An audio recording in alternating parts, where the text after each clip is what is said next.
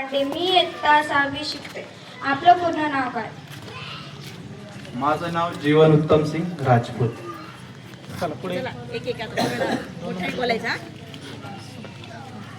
माझे नाव श्रावणी बंधू गायकवाड. मी इयत्ता 5वी शिकते.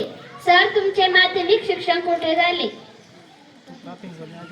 माझे माध्यमिक शिक्षण जिल्हा परिषद मुलांची वैजापूर येथून पूर्ण केले. माझे नाव सई विजय जाधव आहे. मी इयत्ता 5वी शिकते. सर, तुमचे प्राथमिक शिक्षण कुठे झाले? माझे प्राथमिक शिक्षण जिल्हा परिषद सटाणा येथे पूर्ण केले.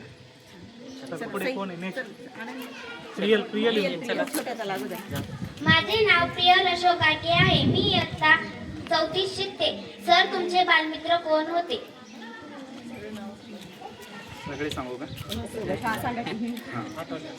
माझे बालमित्र म्हणजे 5वी ते 7वी मध्ये चांगले होते. एक बाळासाहेब बोरनारे, किरण बोरनारे, अजून रवींद्र करडे, एक दिनेश बोरनारे, अजून रोहिदास बोरनारे. माझे नाव तनुजा मुकेश आहे. मी इयत्ता 4थी शिकते. सर, तुम्ही या ठिकाणी कोणकोणते खेळ खेळला?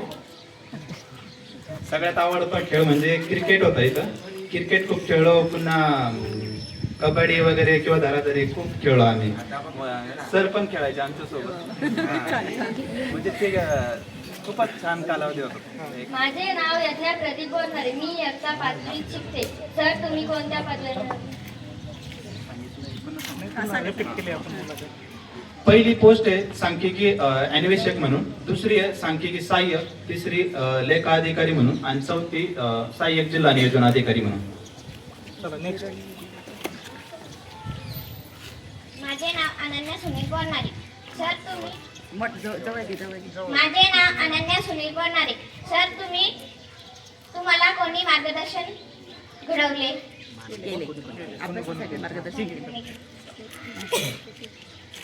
मार्गदर्शन तर खूपच म्हणजे इथपर्यंत यायचं म्हणल्यावर खूप मार्गदर्शन झालेले आहे. आणि इथं जे आदरणीय शिक्षक होते इथले, मी नावं सांगितलंच आहे. आपले त्रिभुवन सर होते, गायकवाड सर होते, पवार सर होते, मोतळे सर म्हणून होते आणि हे 3 होते. मग पुन्हा पुढं जिल्हा परिषद मध्ये पण एक चेन्नार सर म्हणून होते. त्याच्यानंतर मग BSc ला एक करडिले सर म्हणून होते आणि खंडाळ्याचे होते. त्यानंतर मग MSc ला 2-3 टीचर होते. एक सनांशी सर म्हणून होते आणि त्यानंतर तर मग जे अधिकारी झालेले आणि एक आपल्या दादाने उल्लेख केला होता, जे 2009 ला EST टाकसाळे हे आमच्या घरी आले होते, शिवानंद टाकसाळे. त्या तिथून प्रेरणा घेऊन आणि स्वप्न तिथं म्हणजे आपल्याला हे करायचं, मग तिथून चालू झालं समजा. ते एक आणि अजून भरपूर अधिकारी आहे इंटरव्ह्यूला म्हणा किंवा मग भरपूर अधिकाऱ्यांशी मार्गदर्शन भेटलंय मला. नेक्स्ट कोण आहे? माझे नाव संग्रामनाथ पुटे. मी इयत्ता 8वी शिकतो. तुम्हाला कोणते विषय कठीण जात होते? मला इंग्लिश हा कठीण जायचा. आणि मॅथ माझा खूप स्ट्रॉंग होता. पुढे नेक्स्ट कोण? माझे नाव अन्वी प्रदीप बोरनारे. मी इयत्ता 7वीत शिकते. तुमची अभ्यासाची रणनीती काय होती? अभ्यासाची रणनीती, आपण जसं अभ्यास करतो, सुरुवातीला आपण काही जॉब नसतो त्यावेळेस आपण जेवढं करतो सकाळी उठणं तर रात्रीपर्यंत, पण नंतर आपण जॉब करतो त्यावेळेस माझं सकाळी एक 5-6 घंटे, रात्री 5-6 घंटे असं होता. आणि जॉब बी करायचं, तो बी करायचं. त्याच्यानंतरच मग दोन्ही सायमल्टेनियसली.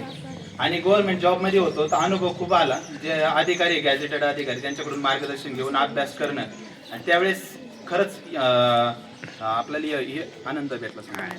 हे आणि मेन म्हणजे ना, तुम्ही व्यायाम पण करा, एक छोटा व्यायाम करा आणि मेडिटेशन पण करा. तुमचं एवढं म्हणजे 100% आउटपुट भेटेल तुम्हाला. आम्ही तसं थोडंसं सकाळी घेत असतो मेडिटेशनचं. 10 मिनिटं व्यायाम आणि 10 मिनिटं मेडिटेशन घेतलं ना तर 100% खूप फरक पडतो. समजलं का? सगळ्यात महत्वाचं गमक काय सांगितलं? सकाळचा व्यायाम आणि मेडिटेशन, यामुळे आपली बुद्धी स्थिर राहते, लक्षात चांगलं राहतं. सकाळी सुरुवातीला व्यायाम करायची, मग आंघोळ करायचं आणि त्याच्यानंतर एक 10 मिनिटं मेडिटेशन.